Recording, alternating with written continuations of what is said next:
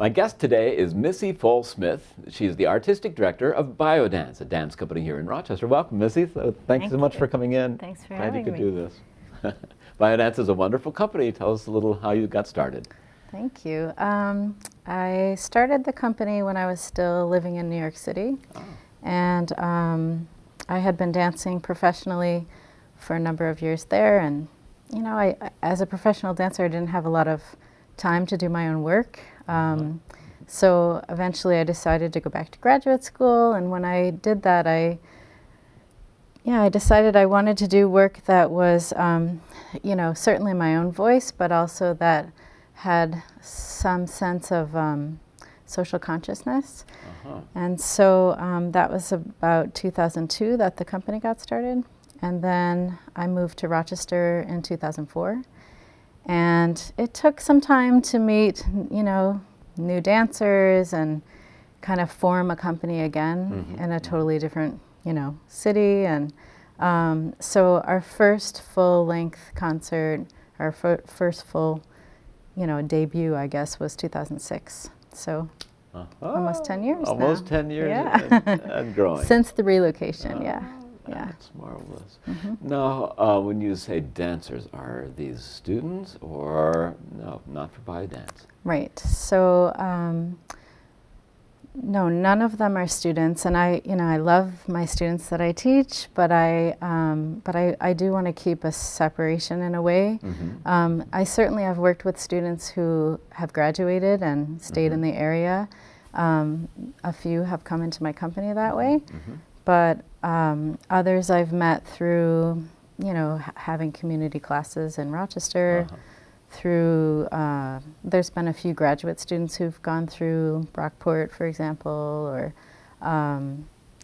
other professionals that I've met just being in the community. So definitely a professional dance company. Yes, yeah. And do you choreograph the dance yourself? So I do. That's how the company started, with me choreographing pretty much everything. But I'm still dancing also and performing, and I found not that much satisfaction doing my own work because I had to wear so many hats. and you know, stepping out to watch and stepping in, and so it was a little bit frustrating. Yes. And so and you know, I enjoy a lot of other artists' work, so I started to shift into it being a repertory company. So I've invited various choreographers from locally. I opened it up to the dancers themselves. Some of them were interested, some of them weren't. And then I started to get a little bit braver and go outside of our community, and you know, no one said no yet. So that's been amazing. And so I've gotten to work with choreographers have admired for years. That's marvelous. And so I'm still making my own work, but it's nice to have various voices. Yeah. And so explain a little about the social consciousness side of BIODANCE. It's called BIODANCE. That sounds like an organic creation. So, yeah, so bio just means life, right? And so the dances for me, and our work, I mean, it's definitely our work. It's not just my work. The dancers are completely collaborative in our creative process. And then often we work with other multi-disciplinary artists, a sculptor, composers, sometimes media artists, light artists, different things like that. So how do I explain the social consciousness part? So, you know, when I did go back to graduate school, part of the reason I did that is because I started to feel as a performer like it was a bit selfish in a way, that I was spending a lot of time honing my own craft and training, and I felt like I needed to make more of an impact on the world. And so part of wanting to, and some of the work I was doing also did that, certainly. But I felt like I needed to just like feel like I was making a bit more of a difference. And so the work I've done has been either related to consumption, overconsumption, environment, you know, environmental waste, that kind of thing. Or I made a piece a bunch of years back about big oil. And so that, again, was sort of about mass consumption. And so, and really about just humanity, connecting to other people, the relationships that are forming on the stage, which of course reflect what goes on in real life. And then over the past year or two, it's become even more specific.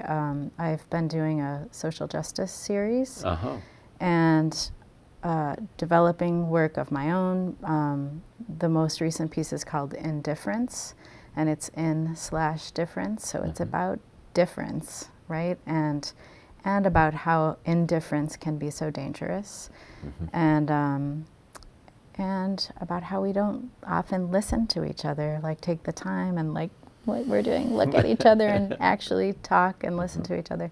So so the social consciousness comes in many forms, but in this social justice series, I've also invited other artists. I did an open call. I invited a few people who I knew their work sort of leaned this way anyway.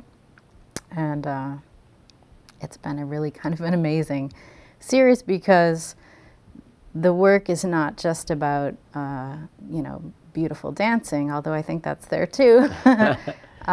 It's bringing up issues that people in the community feel like they want to talk about, right? So, you know, Black Lives Matter and police brutality and LGBTQ homelessness, youth. You know, there's been a lot of sort of specific things that have come out, and then there's, you know, again, the work that I've made is a little bit more about different, you know, difference and how boring sameness can be, and yeah, and just valuing difference. So yeah, so that's where that comes in, and you know, and sometimes we just like to make something really beautiful, you know, like when we collaborated with Rochester Oratorio Society. That's right. I mean, that was actually pretty a significant project for me because it was, it sort of invited me to do something really more classical and more formal and more classically beautiful, like what people consider classically beautiful. Because I think beauty can be, you know, kind of like gnarled up, you know, like, I mean, not, you know, beautiful lines and perfection. You know, I love imperfection. But it's fun to do different things. Now, I think people would be fascinated how a choreographer works, because you can't really write down what you do, and a lot of it must be learning by showing. Could you explain a little how it is you do your job? Sure. So I do know people who come in and they have written down what they want the dancers to do. I don't do that. Because for me, it's about play, like creative play and experimenting with what's going to look right or what's going to mean what. And I mean, of course, we have tools, you know, to put things together, time, space, effort. But so when I come into a studio, often my process will be different with a different piece. But almost always the dancers are contributing movement. Like I might have an image, I might have an idea that I want to work with, or I might start with a movement phrase that I make up on my own body and teach that to them. But it almost never stays just like that. For example, when I was making this most recent piece, I wanted to get at the idea of how, well, there are two things I can talk about. How we try to talk to people and we don't listen, right? So I asked each dancer to come up with a movement vocabulary that was only theirs. And so, for example, one was moving sort of in a carving, very voluminous, sort of sustained way. Yes. And another was very sort of percussive and choppy. Mechanistic. Yeah, and another had a little more vibration and less angularity. And we worked because it took a while to make them look really unique between the people. So we would say, okay, but can you do this a little less choppy because that looks like jeans, and this one, you know what I mean? Yeah. And so we just played around with that. And then ultimately, it's a very structured improvisation. They have a certain amount of time that they do this. They pause in a certain way. There's a different order that they do it in, and that's always the same. But what they're actually doing is improvised. That's interesting, because dancers are so company-oriented, where you have to do the same thing, the same timing as 4 other people. Right. And to get them to actually separate their movements so that they're individual, that's a challenge. Right. It's big. Yeah. And so now, I understand that venues for dancers are tricky. You have to have the right conditions. You know, where are you performing with BIODANCE, and what venues have you been using? That's a tough question, because ideally you would have a clean, flat floor that doesn't have ridges and nails, and you know, and you would have lighting, and you would have. But in Rochester, we don't always have that for dance. We don't have a perfect setting for dance that's available to all of us, you know, regularly, and so. You know, and especially because of the kind of work that I'm doing, that I want to engage people who are not just coming to pay a ticket at the theater, but who are just people, you know, because of the issues we're bringing up in the work. Right. We're pretty willing to dance just about anywhere. And that's not always, you know, some of us are getting older. We're not 20 anymore. You know, like we actually have, I think the age spans 5 different decades. I think we have 20s to 60s in the company, which is great. BIODANCE, that's fantastic. Yeah.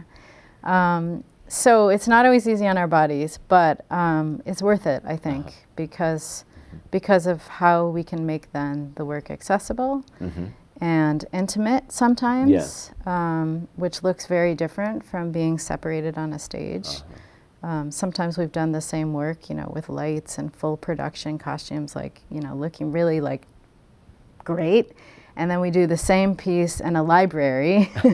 And people who have seen it in both places say, well, I actually like the library better because they were right with us, you know? And so they feel that intensity and that emotion. And so, you know, and sometimes we do site-specific work, you know, meaning we'll design it for a certain space. For instance, a museum and science center. Sure, exactly. So we did this piece at the planetarium, this 4-story dome and projection, and my challenge there was, how do we get the dancing to be up there, because the seats are like this, right? And so there's no real stage there. But that ended up being really fun, because I thought, okay, well, we need to somehow get some movement up in the sky. And so we have branches, like what do we do to get up there, right? And a very human question. Yeah, and so we decided to try helium balloons, because they can still be manipulated by the dancers on the floor, so just simple spacing things, and they actually move really beautifully. But I was collaborating with live musicians, Sound Exchange, and so one of their directors said, no balloons. What if they pop? What if you let go and they end up like they were like, you know, and this was just, you know, part of our, that was okay, part of our process, right? And I said, well, just let me try it in rehearsal, you know? And so I brought some silver ones and some white ones, some different, you know, I just tried a few things and I brought them in, and as soon as we did it, we all said, yeah, this is going to work. You know, it was really beautiful. So the spaces can sometimes bring things that you wouldn't have thought of otherwise. Discovery process. Yeah. How about the floor? Do you need a sprung floor, for instance, the way dancers are always? We would love a sprung floor, but we don't always have it. Yeah. And do your dancers have ballet backgrounds, or are they coming to you from a modern dance background? It's mixed. It's mixed. So it's a modern dance company, right? Contemporary modern. Yes. But you know, for example, my training, I mean, I had some ballet as a younger dancer, but when I was really training in New York, when I was dancing professionally there, I would take a ballet class, and many modern dancers were in the ballet class, but that was sort of my morning warm up, and then we'd go to rehearsal, you know. So they share techniques, right? It's alignment. It's, you know, there's so much crossover, especially now. I mean, if you look at a ballet company now, you could swear it's a modern company. You know what I mean? And vice versa sometimes. So the athleticism is very much the same. Yeah, and the communication. That's yeah, and the aesthetic can be different. And in modern, there can be fusion with many other styles, and it, you know, it's so much about sort of the individual's voice, the choreographer's voice in some ways, or the dancer's voices. But you know, they share kind of a language, you know. That's marvelous. And so now, how long has the company been really dancing? It's since 2006, is 9 years or so, and we're coming up to your 10th anniversary. And then, what do you see for BIODANCE down the road as you're working with them? Well, you know, I just see us continuing to do what we're doing. I mean, all of us, the group has been together, most of us, for almost the whole time. Wow. I mean, I have a few, you know, there are a few people who are newer and younger and come in and come out. But there really are a core of about 5 or 6 people who have been there since the beginning. I see. And we do it because we love it, you know. I mean, we have some really great, consistent grant support, and we have some individual supporters that help us financially. But we don't make a lot of money, you know. That's not why we're doing it, and so, and you know, it's not easy work all the time, right? It's like we're rehearsing at night. We have other jobs, you know. People are teaching dance, or you know, one is a school psychologist, one person's a biology professor. I mean, like there are many different things that they're doing, but they're really still committed because we love what we do. So I see us continuing to be, you know, kind of a staple arts dance presence in our community, which I think we have gained a nice reputation here, which I'm really grateful for. But I also would like to have us travel a bit more. I was going to ask, you know, are you active regionally? And yeah. So we, I mean, and we have done, like, for example, we're going to University of Southern Mississippi in the spring. I did some teaching and a little bit of performing this past summer in Greece, the country, not the town. Okay. Both, it's still good. That's still good, exactly.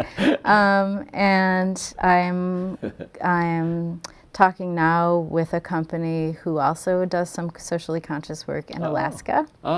And so we're talking about perhaps exchanging a piece or doing something collaboratively. It's a little hard because we're not in the same place, but so I do imagine us, you know, traveling more and, you know, expanding in that way, but I don't see us becoming like a 20-person company. I mean, I see. Usually we have about 10 dancers, and often we'll have guest artists. Like through the social justice series, we have guest artists who are dancing with us. But it's, you know, we're really a family, you know. 10's enough in a family. Yeah, sure.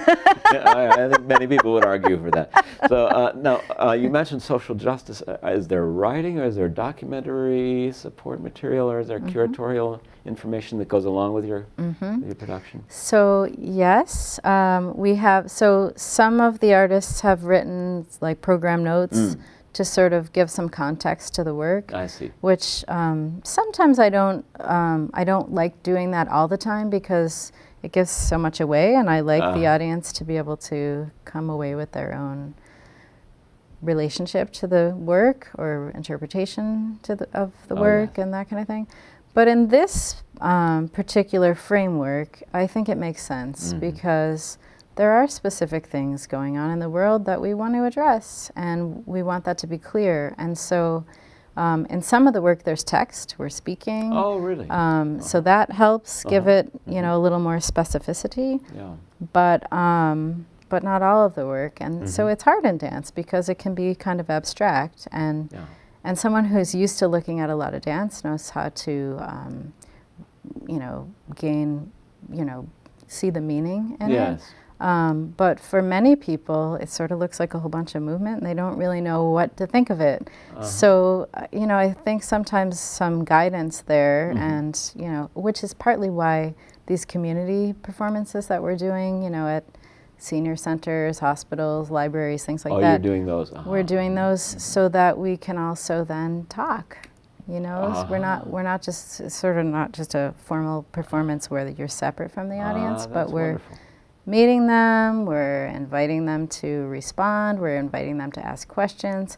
And then, so sometimes the questions are about the dances, but sometimes the questions are about the facts, So, like this LGBTQ homelessness, homeless youth piece.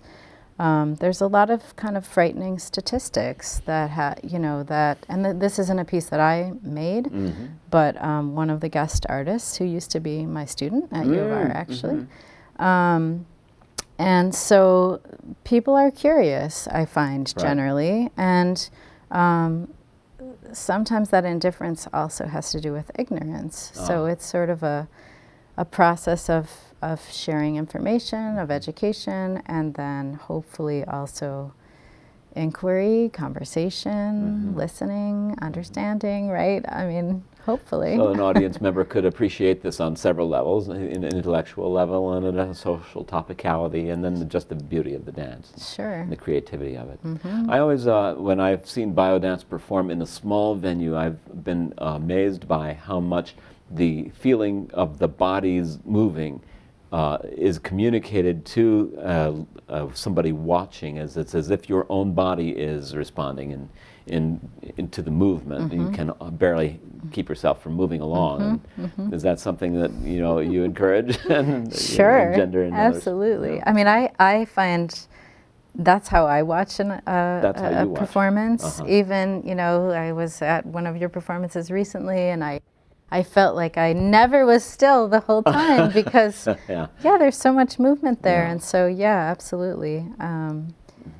I think we have so little of that in our lives now. We're on screens, and we're, I don't know, we don't have a lot of live, real-time interaction. And so, connecting with people on sort of a real human level, I think is really important to me. And that's why even the pieces that maybe aren't so overtly about social justice or, some specific issue, there's still that human connection that is still something that I think we need, Brilliant, how does BIODANCE fit in with the larger dance community in Rochester and in Western New York?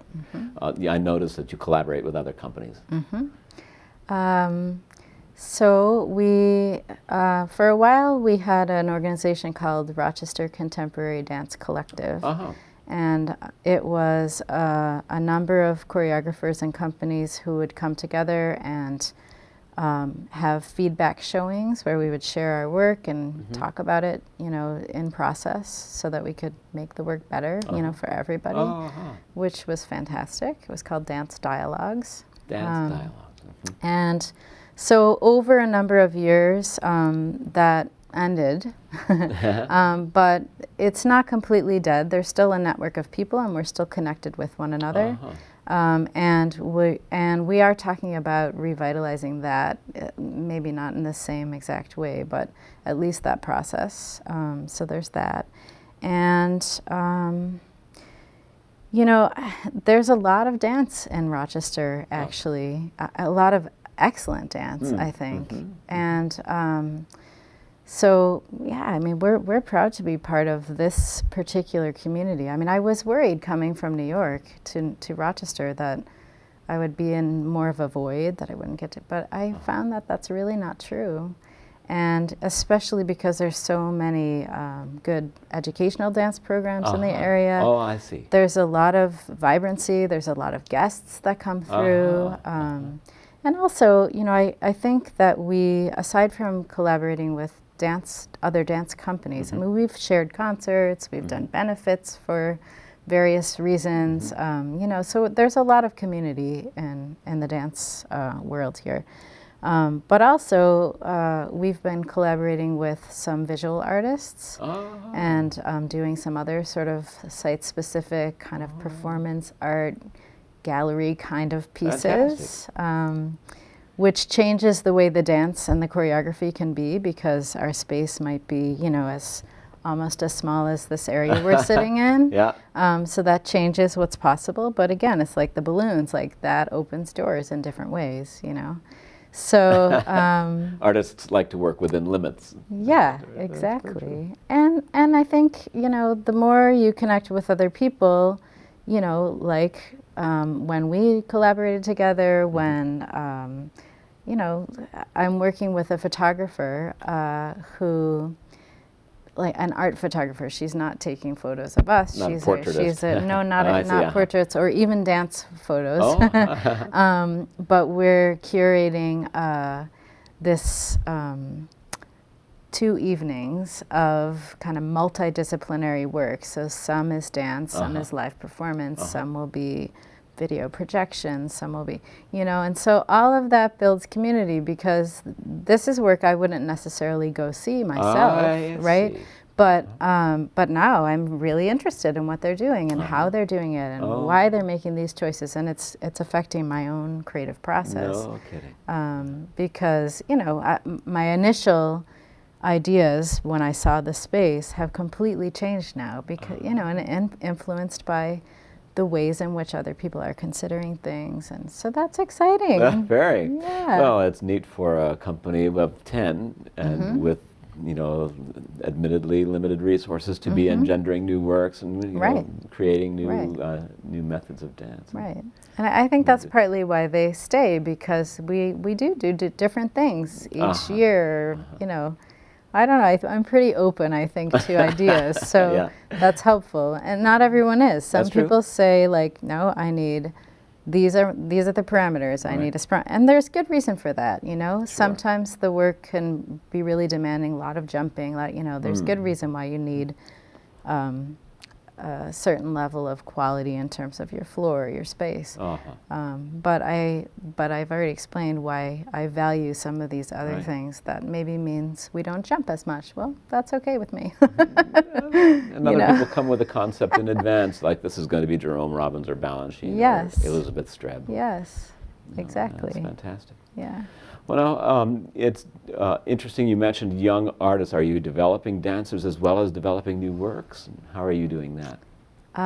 Well, I teach at University of Rochester. I direct the program of dance and movement there, so that's certainly part of you know, what I value is, you know, educating young dancers, and but also the company also teaches.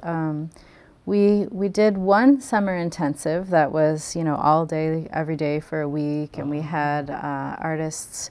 It was like the cutoff was 16 and older, and so we had several younger artists, and then a few who are maybe in their 20s or college age, who did that with us. And we have a community class. So really a wide range of... Absolutely. And, you know, this open call that I did, you know, that was for anyone. And I had several I had a couple choreographers who had just graduated from college in Cleveland. And so came and joined us for that. Good. Well, tell us now, Missy, how are we going to find you? What's your website and how people can learn more about BioDance in the future? The website's really easy. It's biodance.org. Biodance.org. And so our events are on there, and we have a very active Facebook page. It's just BioDance, you know, and Twitter and all that. Highly recommend it. Thank you so much for being my guest today on In the Spotlight. Thank you so much. It's wonderful. Thank you for coming in. Thanks.